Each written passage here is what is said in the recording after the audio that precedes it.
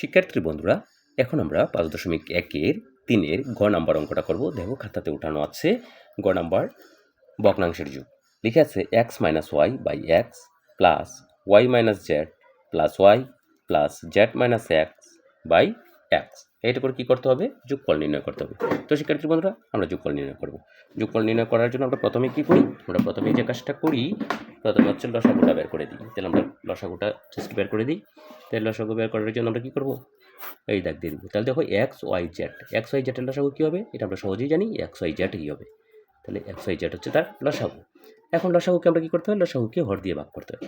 লসাগুকে যদি এটা এই ভগ্নাংশে হর দিয়ে ভাগ করতে হবে, এক্স দিয়ে ভাগ করে তাকে হচ্ছে ওয়াই জেড। তাহলে ওয়াই জেড দিয়ে কী করতে হবে? এক্স মাইনাস ওয়াইকে গুণ করতে হবে। তাহলে আমরা ওয়াই জেড দিয়ে এক্স মাইনাস ওয়াইকে গুণ করার জন্য এই প্রক্রিয়া রেখে দিলাম। পরের লাইনে আমরা গুণ করে দিব।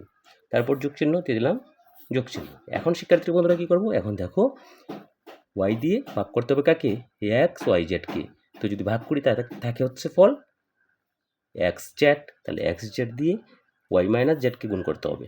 তাহলে এক্স জেড দিয়ে ওয়াই মাইনাস জেডকে আমরা গুণ করে দিব।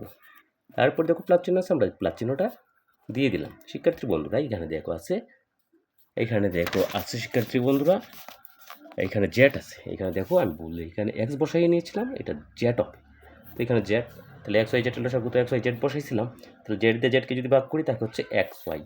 শিক্ষার্থী বন্ধুরা আমরা এখানে এক্স ওয়াই দিয়ে গুণ করে দিব জেড মাইনাস এক্সকে। এই যে আমরা লিখে ফেললাম। এখন শিক্ষার্থী বন্ধুরা আমরা কী করবো? পরের লাইনে এই যে লসাগু যেটা ছিল এটা বসাই ফেলবো। লসাগু কী আছে? এক্স ওয়াই জেড, এটা বসাই ফেললাম। এখন কী করতে হবে? গুণ করতে হবে। দেখো ওয়াই জেড দিয়ে যদি এক্সকে গুণ করি তাহলে হচ্ছে এক্স ওয়াই জেড। আবার যদি ওয়াই জেড দিয়ে যদি ওয়াইকে গুণ করি তাহলে ওয়াই জেডের সামনে আছে প্লাস আর এটার সামনে আছে মাইনাস। তাহলে প্লাসে মাইনাস হচ্ছে মাইনাস বসিয়ে দেবো। তাহলে ওয়াই জেড দিয়ে ওয়াইকে গুণ করলে হবে ওয়াই স্কোয়ার জেড। তাহলে দেখো এখানে গুণটা শেষ। এখন এইখানে গুণ করবো। তাহলে এখানে প্লাস আছে, এখন আমি গুণ করবো হচ্ছে এক্স জেড দিয়ে ওয়াইকে। এক্স জেড দিয়ে যখন ওয়াইকে গুণ করবো, ওয়াইয়ের সামনেও প্লাস আছে, তাহলে প্লাস আমরা প্লাস দিয়ে দিলাম। তাহলে এক্স জেড দিয়ে যখন ওয়াইকে গুণ করবো তাহলে x y z, x y z. এখন কী করবো? এখন এক্স জেড দিয়ে জেডকে গুণ করবো। তাহলে এইখানে দেখো শিক্ষার্থী বন্ধুরা প্লাস চিহ্ন আছে, এটার সামনে দেখো মাইনাস চিহ্ন আছে। তাহলে প্লাসে মাইনাসে দিতে হবে আমাদের মাইনাস। তাহলে আমার কী হবে? হচ্ছে এক্স জেড স্কোয়ার। এইটুকু হলো শিক্ষার্থী বন্ধুরা। এখন পরেরটাকে এক্স ওয়াই দিয়ে জেড মাইনাস এক্সকে গুণ করতে হবে। তাহলে কি জেডের সামনে দেখো প্লাস চিহ্ন আছে, আবার এক্স ওয়াই এর সামনেও প্লাস চিহ্ন আছে। তাহলে প্লাসে প্লাস আবার আমরা প্লাস চিহ্ন দিয়ে দিলাম।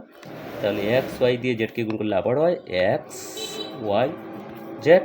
আবার দেখো এখন এক্স ওয়াই দিয়ে আমি এক্সকে গুণ করব। তো এক্স ওয়াই এর সামনে আছে প্লাস আর এক্সের সামনে আছে মাইনাস, তো প্লাসে মাইনাস হচ্ছে মাইনাস। তাহলে কি হবে শিক্ষার্থী বন্ধুরা? এক্স স্কোয়ার ওয়াই হবে, এক্স স্কোয়ার ওয়াই লিখে দিলাম শিক্ষার্থী বন্ধুরা। অবশ্যই দেখা যাচ্ছে। পরের লাইন আমরা লিখবো। পরের লাইন তাহলে লসাগু কী ছিল? লসাগু ছিল হচ্ছে এক্স ওয়াই জেড, এটা বসাই দিলাম। লসাগু এক্স ওয়াই জেডটা বসাই দিলাম। এখন দেখো শিক্ষার্থী বন্ধুরা আমরা সদৃশ্যপদ পাই কিনা। দেখো এক্স ওয়াই জেড একটা আছে প্লাস চিহ্ন, এটার সামনে এইখানেও আরেকটা আছে এক্স ওয়াই জেড, এটার সামনেও প্লাস চিহ্ন, আবার এইখানেও একটা আছে এক্স ওয়াই জেড, এটার সামনেও প্লাস চিহ্ন। শিক্ষার্থী বন্ধুরা তাহলে তিনটার সামনে যেহেতু প্লাস চিহ্ন, তাহলে এক্স ওয়াই জেড এখানে আছে একটা, এখানে একটা, এখানে একটা, তাহলে এক্স ওয়াই জেড হচ্ছে তিনটা।